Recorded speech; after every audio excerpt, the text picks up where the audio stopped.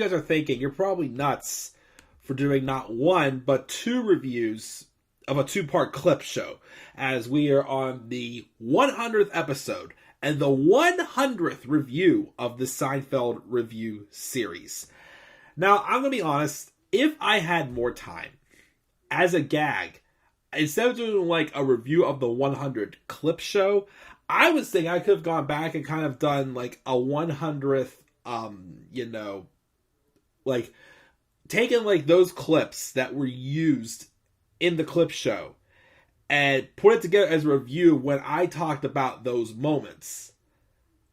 I unfortunately don't have the time for that.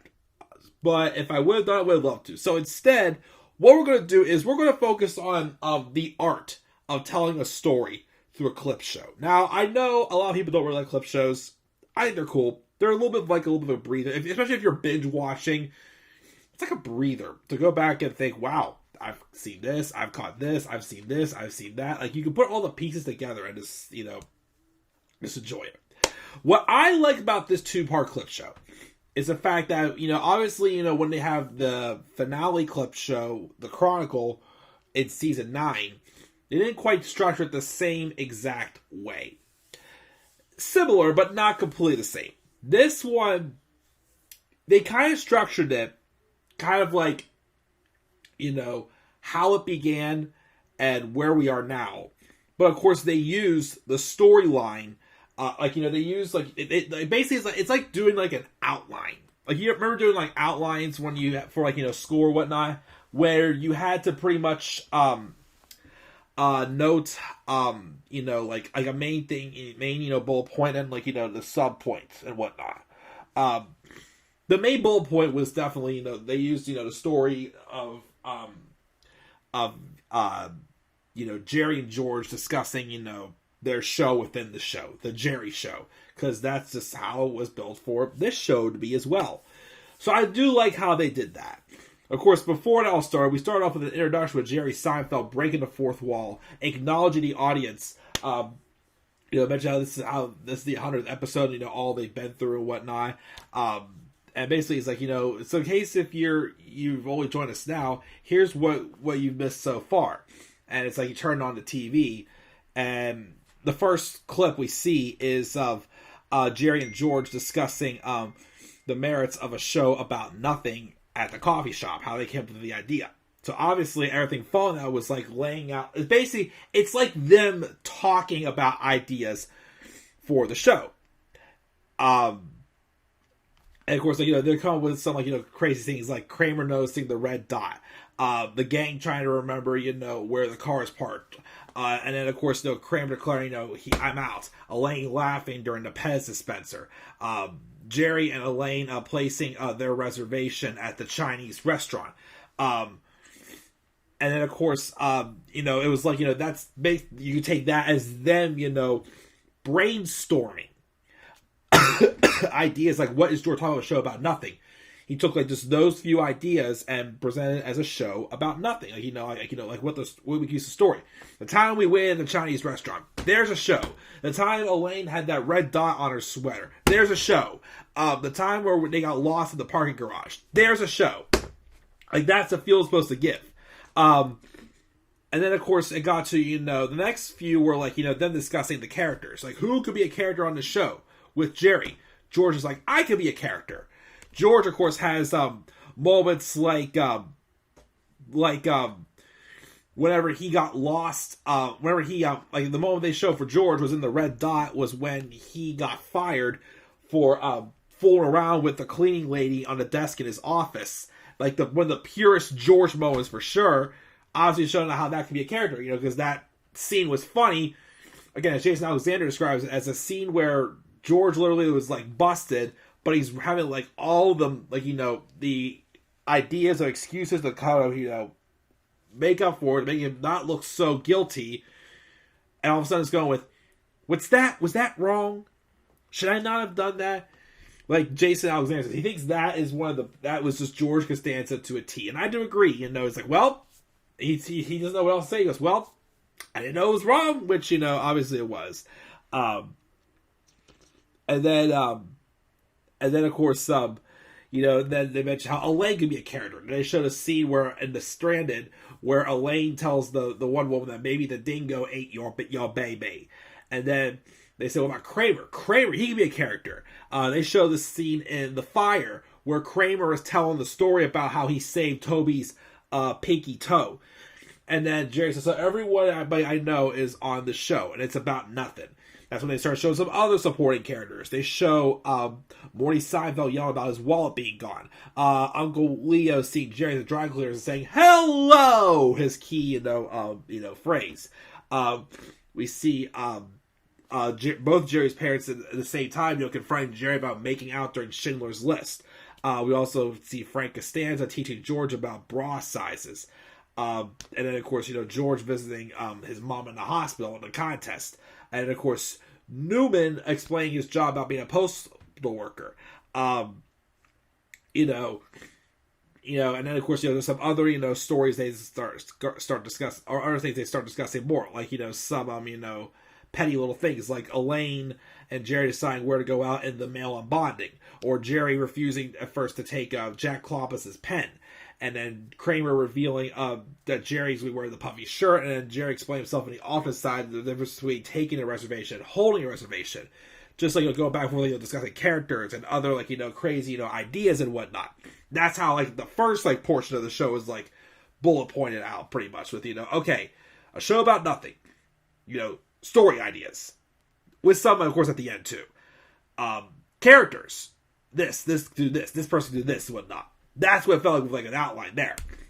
And of course, we then get to the scene where Jerry and George were pitching the idea to the pilot at NBC, which of course, again, my favorite line still of that was whenever Dalrymple goes, "Well, why am I watching it?" And George goes, "Because it's on TV." And Dalrymple goes, "Not yet." This really creepy sound and whatnot. I thought was hilarious.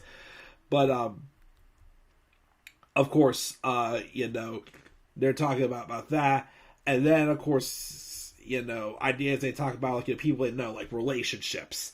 We see just a little bit of a 2-second shot of different things, like George and the lady in the limo, or Elaine and the doctor at the Hamptons. We see Kramer and Elaine's roommate Tina. And then Elaine and the guy and Phil Totoda, who took it out to stand in. Smelly car. Who's the smelly car? I can't remember which was the smelly car. I have a list right here. We see George and the secretary making out. Elaine and Watley, and then of course Jerry and his girlfriend, the masseuse. So I wasn't really a big fan of. Most of it, was of the relationships though was focused on in the biggest scene that they showed a lot of was in the Fix Up with Jerry and George discussing discussing Cynthia, and Elaine discussing with Cynthia about George, that saga. They also showed Kramer breaking up with his girlfriend in The Dog and the Busboy, and Elaine trying to get her boyfriend she wants out. Well, they're showing breakup. So Kramer attempted to break up with his girlfriend, but then, taking it all back and saying he loves her and he wants to be with her forever. And then Elaine was trying to get her boyfriend, Eddie, out, and because she can't stand him and wants him to head back to Seattle. Kind of intertwined, both of them. We also, of course, have the "It's not you, it's me" catchphrase from the lip reader. We see a scene with Elaine talking to Keith Hernandez about getting the first base in The Boyfriend.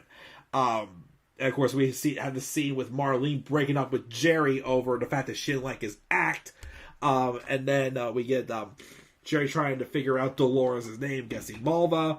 And of course, Sandra leaving Jerry's apartment after the panty remark.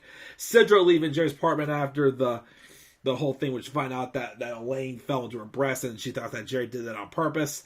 And says that, by the way, they're real and they're spectacular. And of course, the last one with the relationships was the deal with the scene with Jerry and Elaine discussing the deal about basically being friends with benefits.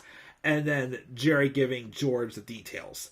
And of course, the last portion part one was ideas of like ambition, of like, like crazy ideas that these characters have had that they're just going with it, even though they know it's impossible. They're going with it, such as George lying to the unemployment lady about him having a job interview with Vandalay Industries, which does not exist, but she gave him Jerry's contact info, and George is trying his best to have Jerry, basically, cover up for him, which backfires, of course. And the mail on Bond Day, they showed Kramer when he first pitched his idea for a pizza place where you can make your own pie. And the marine biologist, where Elaine goes for telling that Russian author Yuri Testikov about the original title for War and Peace, which is War Wasn't Good For, which is not a good idea. In the stakeout, where George wants to lie and say how he's an architect, that he works in the building. The chaperone, with Elaine, not doing well with her interview at Doubleday before she got the job, Mr. Pitt.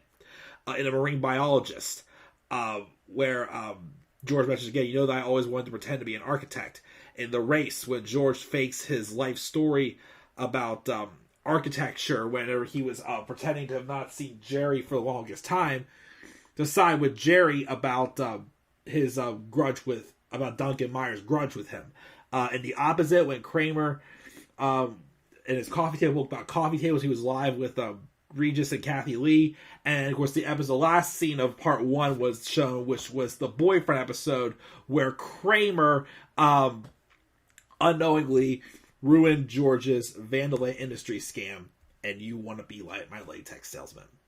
But that was part one of the highlights of 100. We're going to do the part two in the next video. We're going to split into two parts. Like I said, it's just like a outline, just like using the story of basically just like this, kind of like in some ways another creation of how it came together. Like, basically like we're supposed to be thinking, okay, they're the creators, and we're basically, seeing it into their minds, like, discussing, like, these characters. Well, who's this character? And they're showing to see this character and whatnot, which I thought was a cool concept, how they did it with the highlights of 100. But we'll discuss the next half in part two in the next video. So, guys, that was my thoughts on the highlights of 100, part one. We'll see you guys in part two in the next video, guys. And it should be always a slap a like on the video, subscribe for more content on my channel, follow me on Twitter as well at DemandAirboy93. So, guys, I'm checking out. I'll catch you all later. Have a great rest of your night. Peace out, everybody.